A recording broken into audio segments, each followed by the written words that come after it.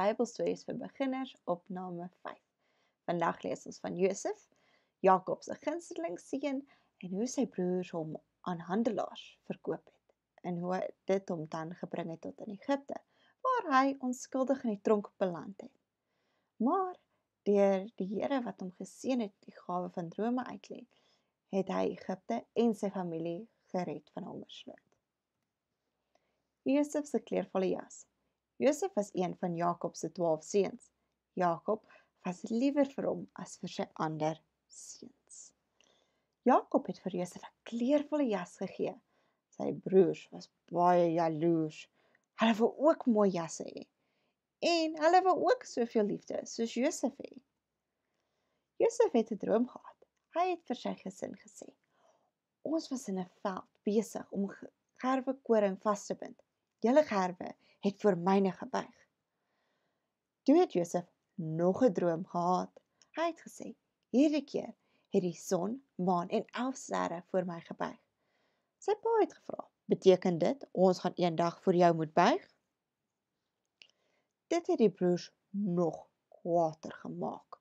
Hulle het vir Josef in 'n leeput gegooi. 'n Paar handelaars het daar verbygekom. Josef se broers het hom as 'n slaaf aan hulle verkoop. Hulle het vir hulle pa gejok en gesê 'n wilde dier het vir Josef doodgemaak. Maar God was by Josef. Farao se drome.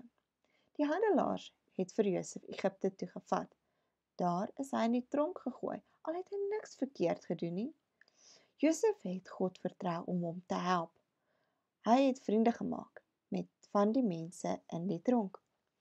Een van hulle was Farao se skinker. Farao was die leier van Egipte. Die skinker het gesê: "Ek het gisteraand 'n droom gehad. Ek het druiwe gepluk en dit in Farao se beker uitgedruk. Toe sit ek die beker in sy hand. Wat beteken dit, Josef?" Josef het geantwoord: "Jy gaan weer Farao se skinker wees.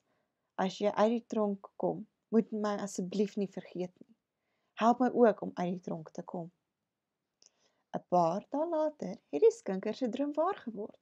Hy is uit die tronk vrygelaat en was weer Farao se skinker. Maar hy het van Josef vergeet.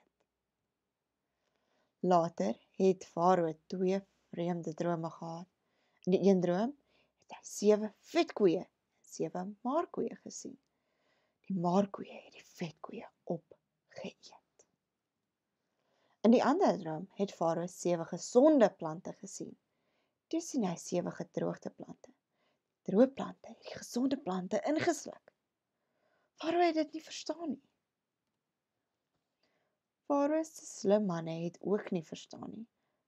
Toe onthou die skinker van Josef. Hy het vir Farao gesê Josef sal kan sê wat sy drome beteken.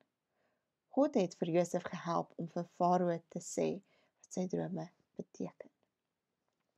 Vir 7 jaar sal daar genoeg kos wees. Daarna kom 7 jaar van droogte, waar daar nie genoeg kos sal wees nie. Farao het gesê: "Josef, jy is baie slim. Ek sal jou 'n leier in Egipte maak." Josef red sy familie. Vir die eerste 7 jaar was Josef in beheer daarvan om ekstra kos bymekaar te maak vir die mense van Egipte. So sou hulle genoeg hê om te eet wanneer kos skaars was. Die 7 moeilike jare het begin. Mense in ander lande het ook nie kos gehad nie. Selfs Josef se familie het nie genoeg gehad om te eet nie. Toe stuur Josef se pa sy seuns Egipte toe om kos te koop. Toe die broers in Egipte aankom, het hulle na Josef toe gegaan en voor hom gebuig. Hulle het nie geweet dit is hulle broers nie. Maar Josef het geweet. Josef het kos aan hulle verkoop. Toe gaan die broers huis toe. Later het hulle weer soontoe gegaan om nog kos te koop. Net soos Josef gedroom het, het hulle voor hom gebuig. Weer 'n keer. Uiteindelik het Josef vir hulle gesê: "Ek is julle broer." Sy broers was baie bang. Maar Josef het gesê hulle moenie bang wees nie. Hy het gesê God het iets goeds laat gebeur. Hy het 'n spesiale plan vir my gehad. Hulle almal het mekaar vasgehou. Sorry. Josef se broers is hastig huis toe. Hulle het vir hulle pa gesê wat gebeur het. Jakob was baie bly om te hoor dat Josef nie dood was nie. Die hele familie het toe in Egipte gaan bly. Die einde. So net om vir te bid, Ruby, ek hoop jy het regtig 'n baie geseënde dag. En dat al die dae wat vir jou voorlê net nog lekkerder sal word en vol avonture. Ruby, ek wil ook kan bid dat jou lewe kan partykeer 'n bietjie moeilik gaan en dit maak nie altyd alles sin nie en dit voel partykeer of daar nie 'n lig aan die tonnel is nie. Maar moet nooit jou oë van die Here afhou nie.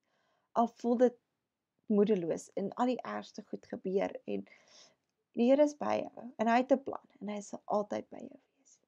En ek bid regtig dat jy jou oë op hom sal hou, maak nie saak hoe die storms lyk nie. En dat jy altyd sy warm liefde sal voel.